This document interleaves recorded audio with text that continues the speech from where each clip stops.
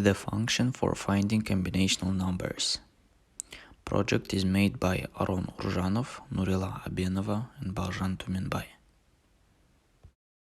These days, many problems with computer programs are associated with the order of group of numbers.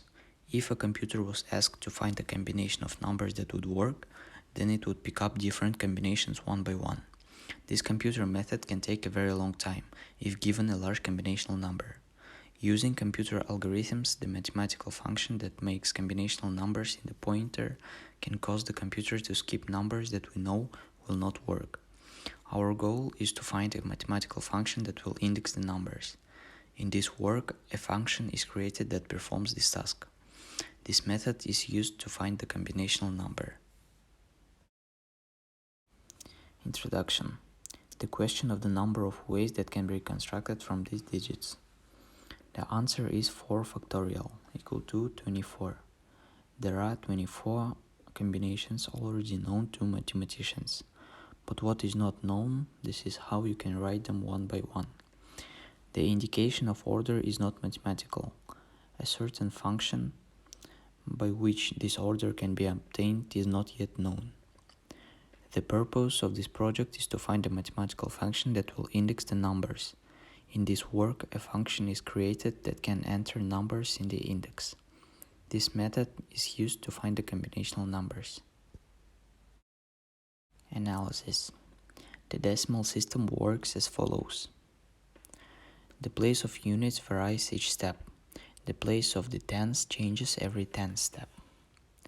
The hexahedral system is based on the number 16. In the hexahedral system of the unit, change every 16th step. It is clear that it follows the sample of the factorial or n. 0 factorial is 1, 1 factorial is 1, 2 factorial is 2, 3 factorial is 6, 4 factorial is 24, 5 factorial is 120. The order is 4 factorial, 3 factorial, 2 factorial, 1 factorial, and 0 factorial.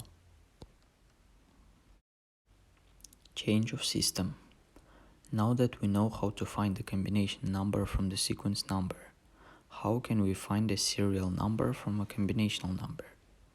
First of all, we must have a combinational number. Then we will have to calculate its sample number. Once we have the sample number, we can find the order. This is the opposite way of how we found the combinational number of order. What is the order for B, C, A, D, F, E? If the first combination is A, B, C, D, E, F. Step 1. Now that we know the combination and the beginning combination, we can find the number of the sample. To calculate the number of the sample, we need to look at how the combination and the starting combination are different. A, B, C, D, E, F and A, B, C, D, F, E. First, we need to look at element 5 and find out where it got its first number. We see that this is B. Now we need to look at how many places on top of B are from element 5. As you can see, he missed one element, so his sample number is 1. Then we need to look at element 4 and find out where he got his number. We see that this is C, so now we need to look at how many places on top of C are from element 5. As you can see, he missed one element, so his sample number is 1. Then we need to look at element 3 and find out where it got its number. We see that it's A, so now we need to look at how many places on top of A are from element 5. As you can see, he did not miss any elements, so his sample number is 0. Then we need to look at element 2 and find out where it got its number. We see that it is D. So now we need to look at how many places on top of D are from element 5. As you can see, he did not miss any elements, so his sample number is 0. Then we need to look at element 1 and find out where it got its number. We see that this is F, so now we need to look at how many places on top of F are from element 5. As you can see, he missed one element, so his sample number is 1. Step 2. Now that we have a sample number, we can find the serial number. To find the order, we must multiply the number of the sample by the amount of change of each element. It should look like this. 1 multiplied by 120 plus 1 multiplied by 24 plus 0 multiplied by 6 plus 0 multiplied by 2 plus 1 multiplied by 1 and plus 0 multiplied by 1. All of this equals to 145. This number is the original number.